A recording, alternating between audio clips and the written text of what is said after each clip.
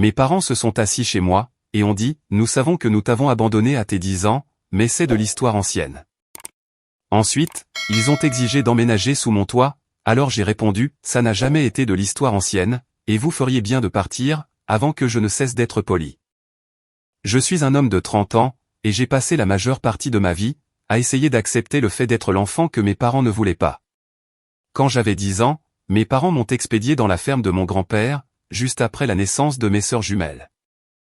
Ils prétendaient qu'ils ne pouvaient pas gérer 3 enfants, mais la vérité, c'est qu'ils voulaient simplement se concentrer sur leur fille. Grandir dans la ferme de mon grand-père n'était pas un cauchemar. Mon grand-père était un homme profondément bon, qui m'a appris la valeur du travail acharné, de la responsabilité, et de l'autonomie. Il était strict mais juste, et il veillait à ce que j'aie absolument tout ce dont j'avais besoin. Cependant, la douleur d'avoir été ainsi renvoyé, ne s'est jamais vraiment estompée. Pendant les premières années, mes parents venaient me rendre visite, occasionnellement, amenant mes sœurs pour de brèves rencontres embarrassantes, où je me sentais davantage comme un parent éloigné que comme leur fils. Au fil du temps, les visites se sont raréfiées. Au moment où j'étais adolescent, ils appelaient pour mon anniversaire et pour les grandes fêtes, mais c'était à peu près tout. Mon grand-père n'a jamais dit de mal de mes parents, mais je pouvais lire la tristesse dans ses yeux, chaque fois que le sujet venait sur la table. Tes parents font leur propre choix, disait-il. Mais tu fais les tiens, toi aussi, et c'est tout ce qui compte. Quand j'ai eu 18 ans, mon grand-père m'a aidé à monter mon dossier d'inscription pour l'université. J'ai obtenu une bourse partielle, et il a généreusement couvert le reste. L'éducation est la seule chose que personne ne pourra jamais t'enlever, me répétait-il. J'ai étudié l'agriculture et le commerce, avec l'intention de reprendre la ferme à terme. Mais la vie avait d'autres projets. Mon grand-père est décédé pendant ma 3e année d'université. Ce fut soudain, une crise cardiaque, alors qu'il travaillait dans les champs. J'étais totalement dévasté. Il m'a laissé la ferme et tout ce qu'il possédait, ce qui ne représentait pas grand-chose, au-delà des terres et des équipements. Mes parents se sont présentés aux funérailles, bien sûr. Ils m'ont serré dans leurs bras, et m'ont dit à quel point ils étaient désolés. Mais, il y avait entre nous cette distance étrange, qui ne s'est jamais dissipée. Après l'obtention de mon diplôme, je me suis lancé à corps perdu dans la modernisation de l'exploitation. J'ai mis en place de nouvelles techniques, j'ai investi dans de meilleurs équipements, et j'ai diversifié nos cultures. En l'espace de 5 ans, ce qui était autrefois une modeste ferme familiale, s'est transformé en une entreprise agricole particulièrement florissante. J'ai embauché du personnel, acquis des propriétés adjacentes, et je me suis forgé une solide réputation dans la communauté. L'année dernière, j'ai décidé que j'avais besoin de changement. J'avais construit quelque chose de significatif à la ferme, mais je désirais découvrir la vie en ville. J'ai trouvé un directeur compétent, pour gérer les opérations quotidiennes de l'exploitation, et j'ai acheté une maison spacieuse de 4 chambres, dans la banlieue de la ville où résident mes parents. Je ne cherchais pas nécessairement à renouer avec eux, mais je pensais qu'être plus proche pourrait, au moins, nous donner l'occasion d'établir une sorte de relation d'adulte. Je suis dans ma nouvelle maison depuis 3 mois, et la vie suivait un cours paisible, jusqu'à hier. Ma mère a appelé, la voix inhabituellement enjouée, pour demander si elle et mon père pouvaient venir dîner. J'ai été surpris, mais j'ai accepté. Ils n'avaient jamais témoigné beaucoup d'intérêt pour ma vie auparavant, alors j'étais curieux de comprendre ce soudain désir de connexion. Ils sont arrivés avec une bouteille de vin, et des sourires un peu gauches. Après quelques bavardages douloureusement forcés, sur ma charmante maison et sur ma belle réussite, ils ont finalement révélé la véritable raison de leur visite. Nous avons décidé de vendre la maison familiale, a annoncé ma mère, en faisant tourner le vin dans son verre. C'est tout simplement trop grand pour nous, maintenant que les filles ont quitté le nid. C'est logique, ai-je répondu. Sans trop savoir pourquoi cela nécessitait un déplacement en personne pour en discuter. Mon père s'est raclé la gorge. Nous examinons nos options, et nous avons réalisé à quel point cette situation est parfaite. Tu as cette grande maison avec des chambres d'amis, et nous avons besoin d'un endroit où rester, le temps de décider de notre prochaine étape. Je les ai fixés, attendant la chute de la blague. Elle n'est jamais venue. Vous voulez emménager chez moi, ai-je finalement demandé. Juste temporairement, a renchéri rapidement ma mère. Peut-être 1 an ou 2, pendant que nous décidons de notre lieu de retraite. Cela nous donnerait l'occasion de renouer en tant que famille. Je n'arrivais pas à croire ce que j'entendais. Ces gens, qui m'avaient expédié dans la ferme de mon grand-père parce que j'étais un poids, s'attendaient maintenant à ce que je les accueille chez moi, à bras ouverts. Ils parlaient comme si notre éloignement était juste une circonstance malheureuse, et non le résultat direct de leur décision de m'abandonner. « Et qu'en est-il de l'argent de la vente de votre maison » ai-je interrogé. « Eh bien, nous prévoyons de l'utiliser pour notre retraite », a expliqué mon père. « La valeur des biens immobiliers a augmenté, et nous voulons tirer le meilleur parti de notre investissement. » J'ai hoché la tête lentement, essayant d'assimiler l'incroyable audace de leur demande. « Donc, si je comprends bien, vous voulez vendre votre maison, empocher l'argent, et vivre avec moi sans payer de loyer, pendant que vous planifiez vos vieux jours. » Ils ont échangé un regard. Présenté de cette façon, ça a l'air terrible, a reconnu ma mère. Mais nous sommes une famille, James. La famille est de la famille. Famille ? Ce mot sonnait si creux, venant de ses lèvres. Où était passé ce beau sentiment familial, lorsqu'ils ont renvoyé leur fils de 10 ans ? J'ai besoin d'un peu de temps pour y réfléchir, ai-je fini par lâcher. Ils sont partis peu de temps après, visiblement déçus par mon manque flagrant d'enthousiasme. Pendant que je débarrassais la table après le dîner, les souvenirs de mon enfance ont afflué. Moi, regardant depuis le porche de mon grand-père, la voiture de mes parents s'éloigner et disparaître au bout de l'allée. Les cartes d'anniversaire remplies de messages impersonnels, les appels de Noël qui semblaient toujours expédiés à la hâte. Maintenant, je suis assis ici, en train de taper ce texte, et je me demande si c'est moi qui suis déraisonnable. Est-ce que je m'accroche trop fermement à des rancunes d'enfance ? Où ai-je le droit de ressentir cette colère, face à leur présomption que je leur doive quoi que ce soit, après qu'ils m'aient jeté comme un vieux vêtement quand je suis devenu gênant ? La partie la plus exaspérante, c'est qu'ils n'ont absolument jamais reconnu ce qu'ils avaient fait. Ils parlent de mon déménagement à la ferme, comme s'il s'agissait d'un arrangement normal que n'importe quelle famille pourrait mettre en place, et non de l'abandon cruel d'un enfant. Je ne suis pas sûr de ce que je dois faire. Une partie de moi a très envie de leur dire exactement, où ils peuvent se le carrer, leur plan de retraite. Une autre partie se demande si ce ne serait pas l'occasion idéale, d'aborder enfin le sujet épineux que nous évitons depuis 20 ans. Tous vos conseils seront très appréciés. Cela fait 2 semaines depuis mon dernier message, et il s'est passé énormément de choses. Tout d'abord, je tiens à remercier tout le monde, pour vos conseils et votre soutien. La lecture de vos commentaires m'a aidé à réaliser que je ne réagissais pas de manière excessive, face à la demande de mes parents. Après mûre réflexion, j'ai décidé de les revoir. Je les ai invités à revenir chez moi, bien déterminés à avoir une conversation honnête et frontale, avant de prendre la moindre décision concernant leur hébergement. Ils sont arrivés l'air plein d'espoir, supposant de toute évidence que j'allais accepter leur plan. Ma mère a apporté un gros classeur, rempli d'annonces immobilières pour la vente de leur maison, et mon père a immédiatement commencé à parler de la chambre qu'il préférerait occuper. Avant de discuter de tout cela, les ai-je interrompus, il y a quelque chose dont nous devons parler en premier. Ils se sont regardés, et le sourire de ma mère a immédiatement vacillé. De quoi s'agit-il, mon chéri ? Je veux parler de ce qui s'est passé quand j'avais 10 ans, ai-je dit, en veillant à garder une voix parfaitement posée. Du moment où vous m'avez envoyé vivre avec grand-père. L'atmosphère dans la pièce a changé du tout au tout. Mon père a bougé inconfortablement sur son siège, et l'expression de ma mère s'est figée. C'était il y a très longtemps, James, a-t-elle répliqué d'un ton dédaigneux. Je ne vois pas pourquoi nous avons besoin de déterrer de l'histoire ancienne. Parce que ce n'est pas de l'histoire ancienne pour moi, ai-je rétorqué. C'est la fondation même de toute notre relation. Vous m'avez renvoyé quand j'étais un enfant, et nous n'avons jamais abordé la question. Mon père s'est raclé la gorge. Ton grand-père vieillissait, et il avait cruellement besoin d'aide à la ferme. C'était une décision purement pratique. C'est faux, ai-je répondu, sentant la moutarde me monter au nez. Grand-père n'a jamais demandé à ce que je sois envoyé là-bas. Il me l'a confié lui-même. Eh bien, nous devions penser aux jumelles, a enchaîné ma mère sur la défensive. C'étaient de tout petits bébés. Elles avaient besoin de notre attention. Et moi, non, ai-je demandé sèchement. J'avais 10 ans. Le visage de mon père s'est empourpré. Tu donnes l'impression que nous t'avons abandonné. Nous venions te voir. Nous t'appelions. Pas assez souvent, ai-je insisté, et jamais quand ça comptait vraiment. Savez-vous qui m'a appris à conduire ? Grand-père. Savez-vous qui m'a aidé à préparer mes dossiers pour l'université ? Grand-père. Savez-vous qui était là pour moi, quand j'ai eu le cœur brisé pour la première fois? Encore grand-père. Les lèvres de ma mère se sont pincées, ne formant plus qu'une ligne fine.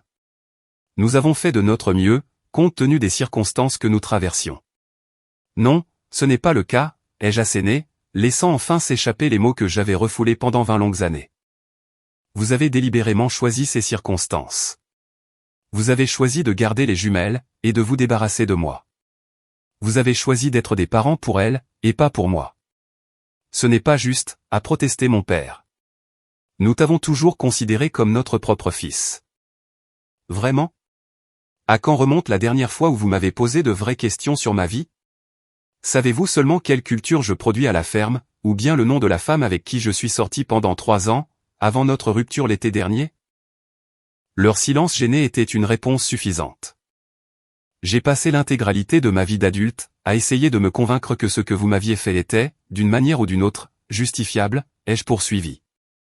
Que peut-être vous aviez de graves difficultés financières, ou que grand-père avait réellement besoin d'aide.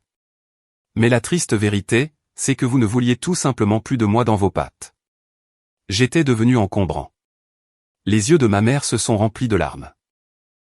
Mais ce n'étaient pas des larmes de remords. C'étaient les larmes de quelqu'un qui a été pris la main dans le sac, et qui déteste être confronté à la réalité de ses propres actes.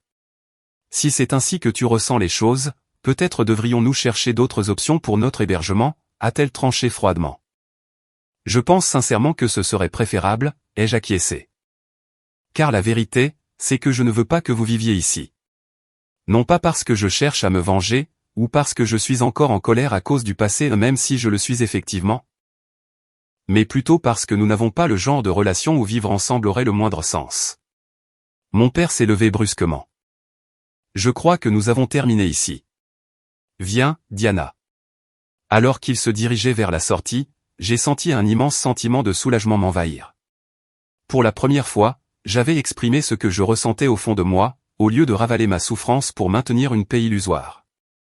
Pour ce que ça vaut, leur ai-je crié dans le dos, j'aurais été prêt à vous aider à trouver un endroit abordable où vivre, ou même à vous prêter de l'argent si vous en aviez besoin. Mais certainement pas, sans que vous ne reconnaissiez ce qui s'est passé entre nous. Mon père s'est figé sur le pas de la porte, mais ne s'est pas retourné. Ma mère lui a agrippé le bras, et l'a tiré à l'extérieur. La porte s'est refermée derrière eux, avec une finalité qui ressemblait à la fin brutale d'un chapitre. Je m'attendais à me sentir atrocement mal après leur départ, coupable, peut-être, ou triste de la détérioration supplémentaire de notre relation déjà chancelante. Au lieu de cela, je me sentais d'une légèreté incroyable, comme si un poids mort que je traînais depuis 20 ans, avait enfin été soulevé de mes épaules. Cette nuit-là, j'ai reçu un texto de ma sœur, Émilie, maman et papa semblaient vraiment contrariés en rentrant à la maison. S'est-il passé quelque chose? J'ai fixé le message, ne sachant pas trop quelle réponse apporter. Ma relation avec mes sœurs a toujours été très complexe. Elles étaient bien trop jeunes pour se souvenir de moi vivant à la maison, et lorsqu'elles ont été en âge de comprendre, l'histoire officielle était déjà établie, leur grand frère vivait dans une ferme avec leur grand-père. C'était normal, naturel, il n'y avait rien à remettre en question. J'ai fini par taper une brève réponse, nous avons eu un désaccord, concernant d'éventuels arrangements pour leur logement. Il n'y a rien qui doive t'inquiéter. Émilie a répondu presque du tac au tac, tu veux qu'on aille prendre un café ce week-end? Juste toi et moi. C'était totalement inattendu. Émilie et moi avons entretenu une relation cordiale mais distante au fil des années. Nous nous croisons pendant les fêtes de famille lorsque j'y participe, et nous nous envoyons parfois des SMS pour nos anniversaires, mais nous n'avions absolument jamais passé de temps en tête-à-tête. Bien sûr, ai-je répondu, très curieux de savoir de quoi elle souhaitait discuter. Plus tard dans la soirée, mon téléphone a sonné. C'était mon autre sœur, Sophie. Contrairement à Émilie, qui fait tout de même l'effort de garder un certain contact, Sophie et moi ne nous parlons pour ainsi dire jamais. Que as-tu raconté à maman et papa, a-t-elle exigé, sans la moindre formule de politesse. Bonjour à toi aussi, Sophie, ai-je répondu. Ils sont dans tous leurs états. Maman a passé la soirée à pleurer. J'ai poussé un soupir. C'était une conversation strictement privée entre nos parents et moi. S'ils veulent en faire part, cela ne tient qu'à eux. Il s'agit de leur emménagement chez toi, n'est-ce pas? Pourquoi ne peux-tu pas simplement leur donner un coup de main? Ce n'est pas comme si tu manquais d'espace chez toi. Il y a bien plus que ça dans cette histoire, Sophie. Des éléments dont tu n'as pas connaissance. Et qu'est-ce que ça veut dire, ça?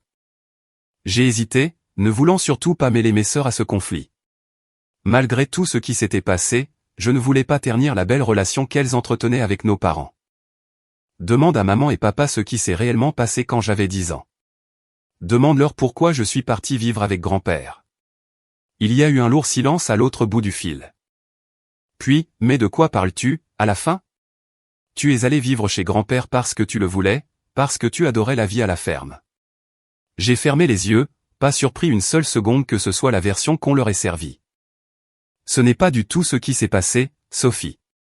Mais, comme je te l'ai dit, pose-leur directement la question. J'ai mis fin à l'appel, me sentant épuisé sur le plan émotionnel, mais paradoxalement très en paix. Pour la toute première fois de ma vie d'adulte, je m'étais tenu debout face à mes parents. J'avais exprimé ma vérité. Qu'ils veuillent l'admettre ou non, je savais ce qui s'était passé, et je refusais de continuer à faire semblant. Demain, je retrouve Émilie pour prendre un café. Je ne suis pas sûr de ce qui m'attend, mais j'y vais avec l'esprit grand ouvert. Mes sœurs ne sont en rien responsables des agissements de nos parents, et il est peut-être temps pour moi, de faire davantage d'efforts pour construire une relation avec elles, indépendamment de l'ombre de nos géniteurs. Je ferai une nouvelle mise à jour, juste après avoir discuté avec Émilie. La semaine qui vient de s'écouler a été un véritable tourbillon.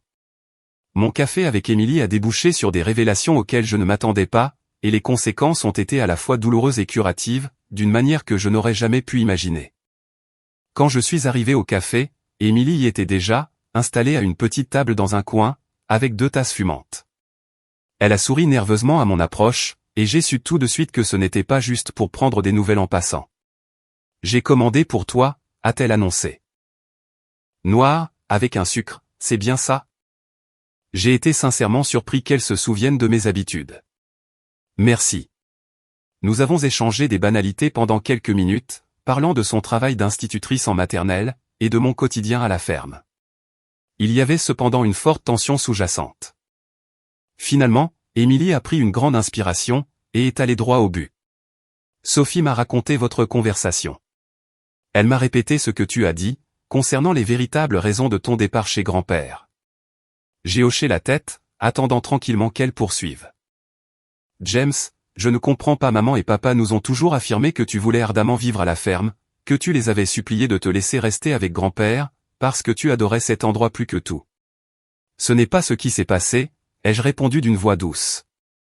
Les yeux d'Émilie ont scruté les miens avec intensité. Alors, que s'est-il passé? J'ai hésité, ne voulant pas lui imposer un tel fardeau émotionnel, mais j'étais aussi tellement fatigué de porter cette vérité tout seul. Ils m'ont renvoyé, Émilie.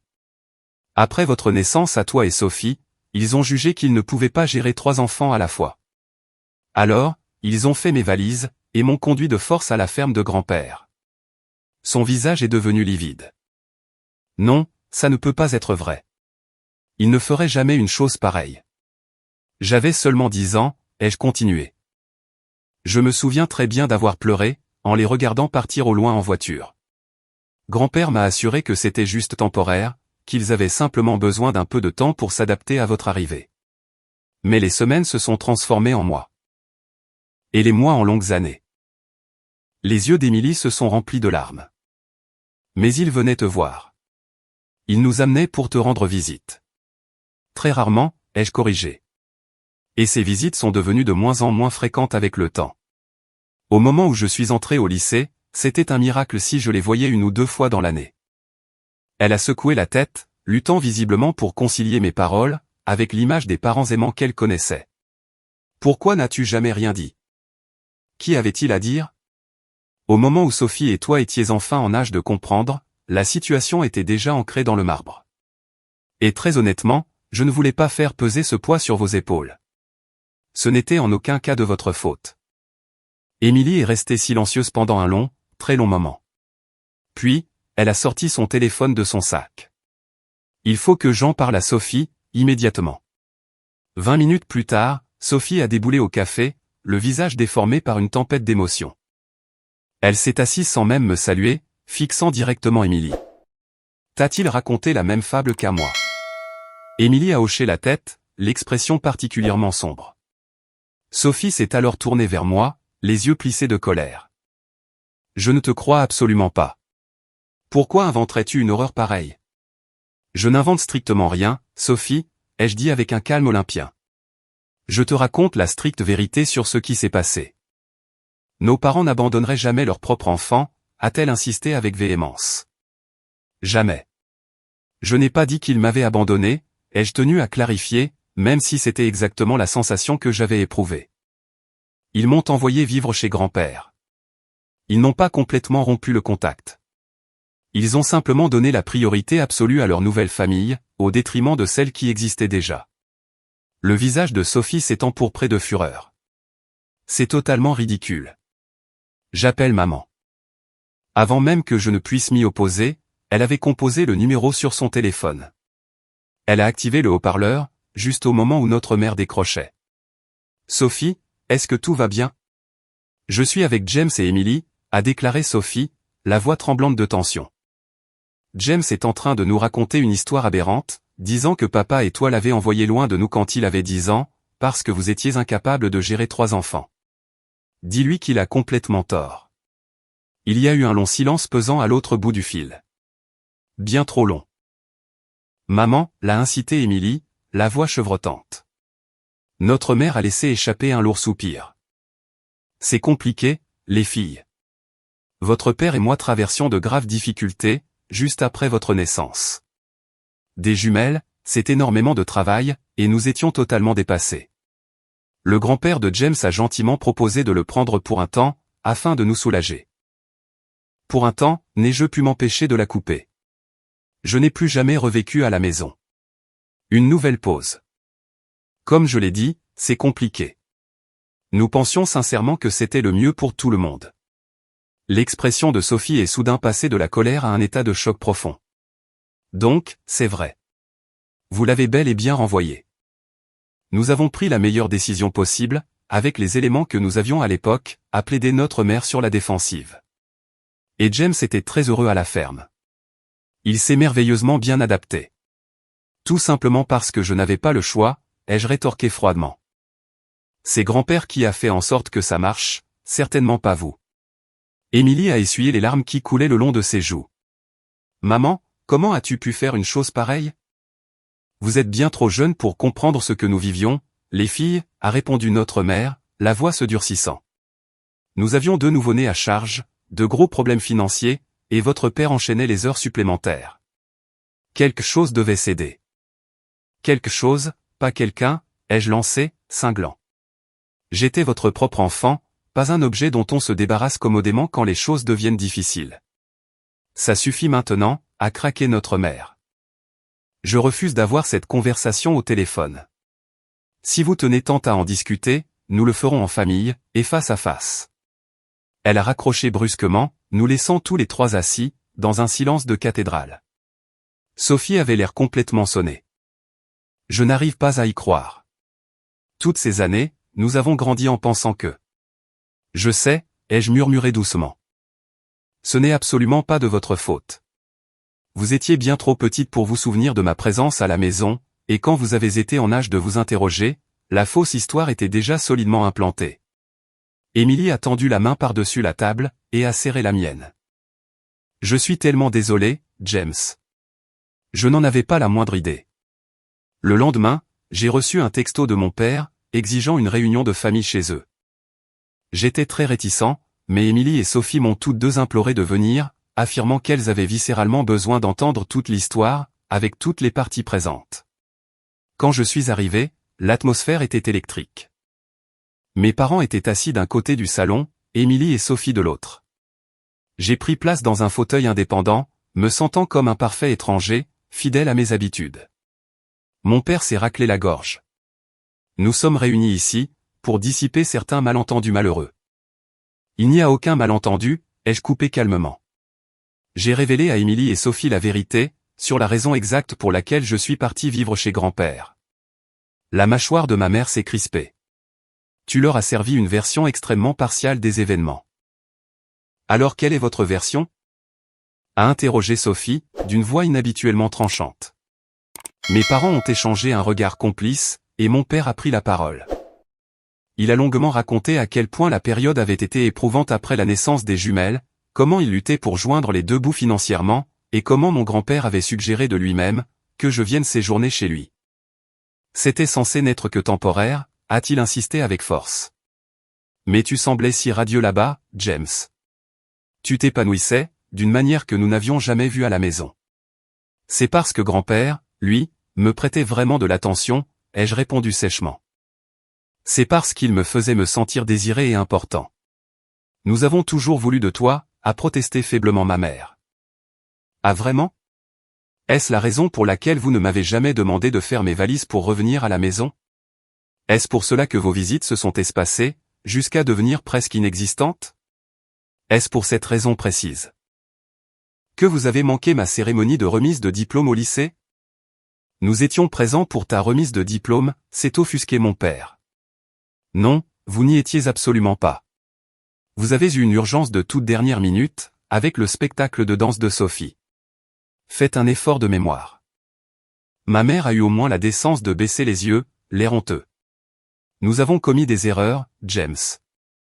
Nous ne le nions aucunement. Mais nous n'avons jamais, au grand jamais, cessé de t'aimer. L'amour en parole ne suffit pas, ai-je répliqué. Ce sont les actes qui pèsent. Et vos actes m'ont montré de la manière la plus cruelle, où je me situais réellement dans l'échelle de vos priorités. Émilie, qui était restée silencieuse depuis le début, a pris la parole. Pourquoi ne nous avez-vous jamais dit la vérité? Pourquoi nous avoir menti délibérément, sur les raisons pour lesquelles James vivait chez grand-père? Ma mère a regardé fixement ses mains. Nous ne voulions pas que vous vous sentiez coupable, ou que vous portiez le poids de cette responsabilité, les filles. Alors, à la place, vous nous avez sciemment laissé croire que James avait choisi de nous fuir, la voix de Sophie s'est brisée d'émotion. Savez-vous à quel point cela a façonné, et détruit, notre relation avec lui? Nous étions persuadés qu'il préférait la compagnie des animaux de la ferme, plutôt que d'être avec sa propre famille. La conversation s'est poursuivie ainsi pendant de longues heures, tournant inlassablement en rond autour des mêmes points douloureux. Mes parents alternaient entre la défense acharnée de leurs décisions, et de timides excuses, formulées à contre-cœur. Émilie et Sophie posaient de multiples questions, essayant désespérément de comprendre comment leurs joyeux souvenirs d'enfance s'intégraient dans cette sombre réalité nouvelle. Moi, j'ai principalement écouté, ayant déjà vidé mon sac. Finalement, mon père a remis sur le tapis le problème initial, concernant leur situation délicate de logement. Non, les jeux coupés net. Ça n'arrivera sous aucun prétexte. Pas maintenant. Et très probablement jamais. Il a hoché la tête, l'air totalement résigné. Je comprends. Au moment de partir, Émilie et Sophie m'ont accompagné jusqu'à ma voiture. Je n'arrive toujours pas à réaliser, a murmuré Sophie en secouant la tête, incrédule. Toutes ces années, j'ai sincèrement cru que tu ne voulais pas être avec nous. Ça n'a jamais été à cause de vous, l'ai-je rassuré avec tendresse. J'aurais tellement aimé mieux vous connaître toutes les deux, en grandissant. Il n'est peut-être pas trop tard, a suggéré timidement Émilie, les yeux brillants. Pour nous, je veux dire. Pour être, enfin, de vrais frères et sœurs. Pour la première fois depuis des années, j'ai ressenti une petite étincelle d'espoir concernant ma famille. Pas pour ma relation avec mes parents, car je ne suis pas sûr que ce lien puisse un jour être réparé. Mais plutôt pour la merveilleuse possibilité de construire quelque chose de fort et de significatif, avec mes sœurs. J'aimerais beaucoup cela, ai-je répondu avec un vrai sourire. En conduisant pour rentrer chez moi, j'ai été submergé par un mélange d'émotions contradictoires. De la colère envers mes parents, du chagrin pour l'enfance qu'on m'avait volée. Mais aussi, un étrange sentiment de légèreté et de soulagement. La vérité avait enfin éclaté au grand jour, et avait été reconnue par toutes les parties. Cela ne changerait jamais le passé, mais cela pourrait, peut-être, façonner un avenir lumineux et différent. Je ferai une nouvelle mise à jour, quand j'aurai pris le temps d'assimiler tout cela. Cela fait 6 mois depuis ma dernière mise à jour, et je tenais à partager avec vous l'évolution de la situation. Tant de choses ont changé, tant au niveau de ma relation avec ma famille, que dans la façon dont j'envisage mon propre passé. Tout d'abord, mes parents ont bel et bien fini par vendre leur maison. Ils ont acheté un petit appartement de plein pied, dans une résidence tranquille pour retraités, à environ 1 heure de route d'ici. Ils n'ont plus jamais évoqué l'idée d'emménager chez moi, ce qui a été un soulagement monumental. Notre relation reste particulièrement tendue, mais il y a eu un changement perceptible. La confrontation explosive les a forcés à regarder en face ce qu'ils avaient fait, même s'ils tentent encore de s'auto-justifier. J'ai décidé que je n'avais nullement besoin qu'ils acceptent pleinement leurs responsabilités, pour continuer à avancer sereinement dans ma propre vie. Je les croise de temps à autre, généralement en présence de mes sœurs. Et nos interactions demeurent cordiales et civiles, à défaut d'être chaleureuses. Le changement le plus bouleversant et le plus beau, concerne ma relation avec Émilie et Sophie. Après avoir découvert la cruelle vérité sur mon enfance, elles ont toutes deux déployé des efforts concertés et touchants pour se rapprocher de moi, d'une manière qu'elles n'avaient jamais fait auparavant. Émilie a ouvert le bal, en demandant à venir visiter la ferme. J'étais très surpris, mais j'ai accepté avec joie de lui servir de guide. Elle a passé un week-end entier avec moi, à arpenter les champs fertiles, à rencontrer le personnel dévoué, et à feuilleter les vieux albums photos cornés, que mon grand-père avait précieusement conservés. Elle a été particulièrement émue par une série de clichés, pris lors de ma remise de diplôme au lycée. Des photos qui montraient grand-père posant fièrement à mes côtés, alors que je portais ma toge et ma toque, nos parents brillant par leur absence. Je n'avais jamais réalisé tout ce que nous avions manqué, a-t-elle murmuré, en traçant le contour de la photo du bout des doigts. Tous ces moments cruciaux de ta vie.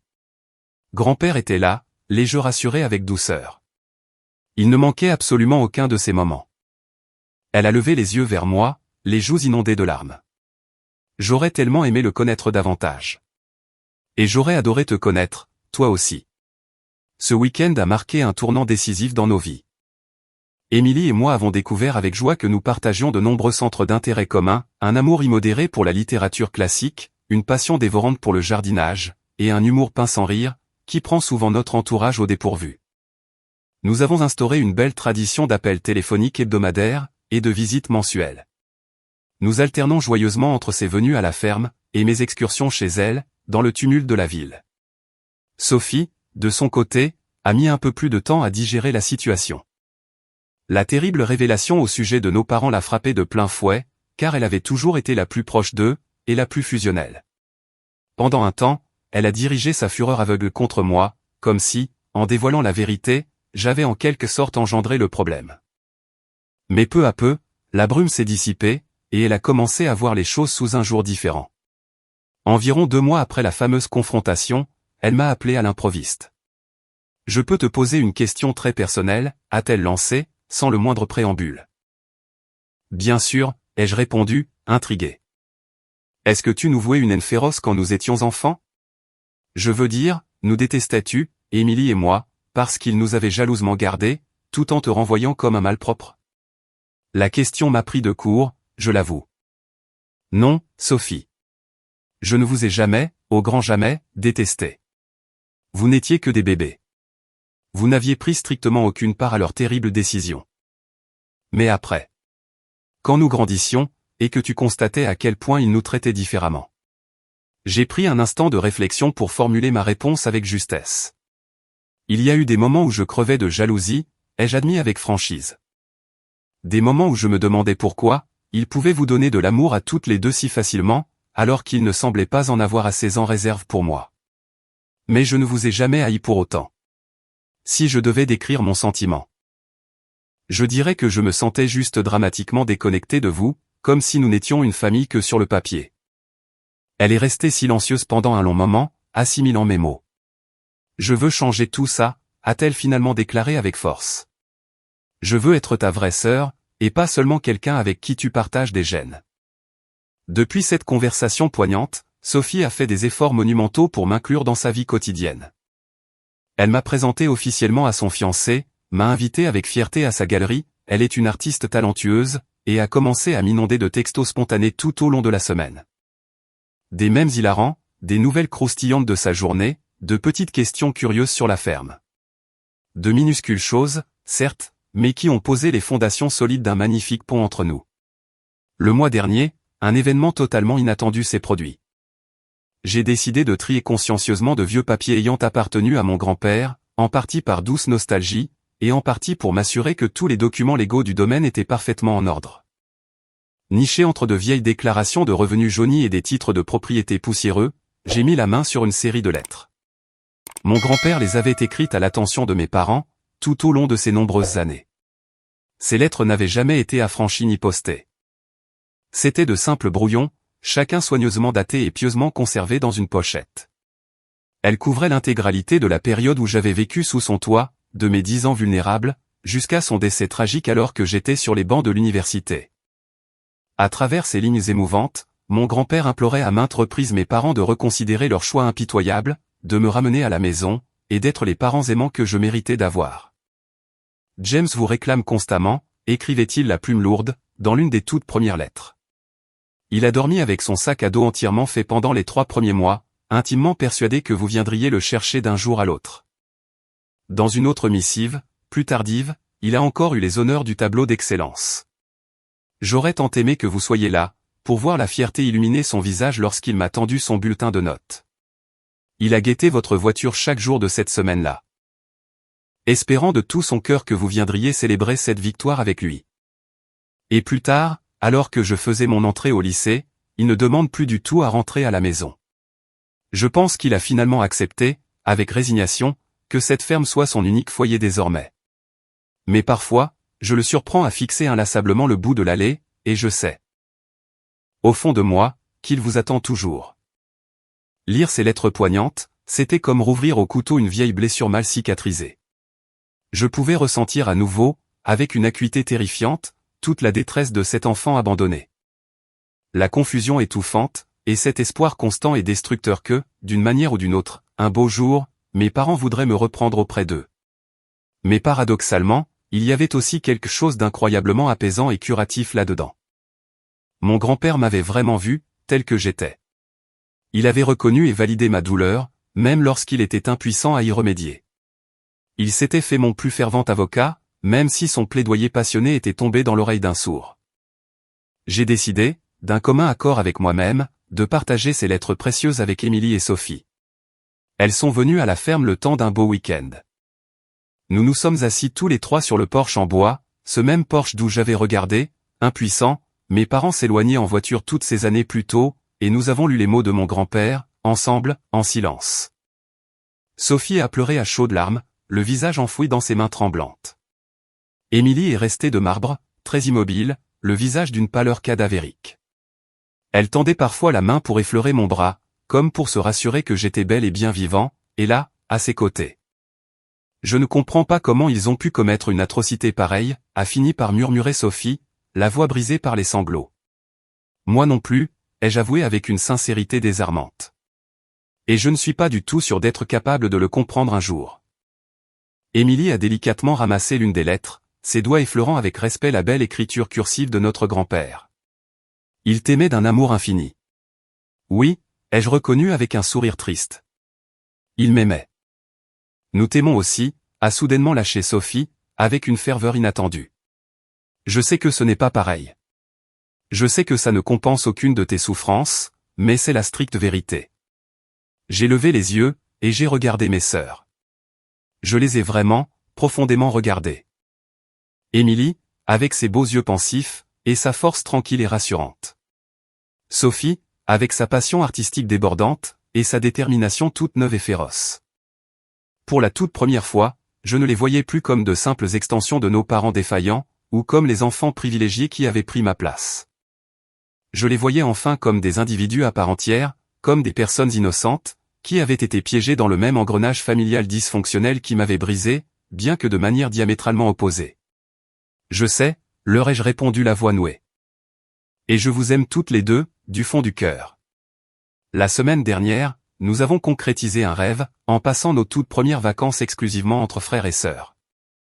Nous avons loué un charmant chalet en rondin près d'un lac cristallin, et nous avons passé 4 jours merveilleux à pêcher, à faire de longues randonnées, et à réapprendre à nous connaître en tant qu'adultes accomplis. Nous avons parlé à cœur ouvert de nos enfances respectives, la mienne, rustique à la ferme, et la leur, confortable en banlieue.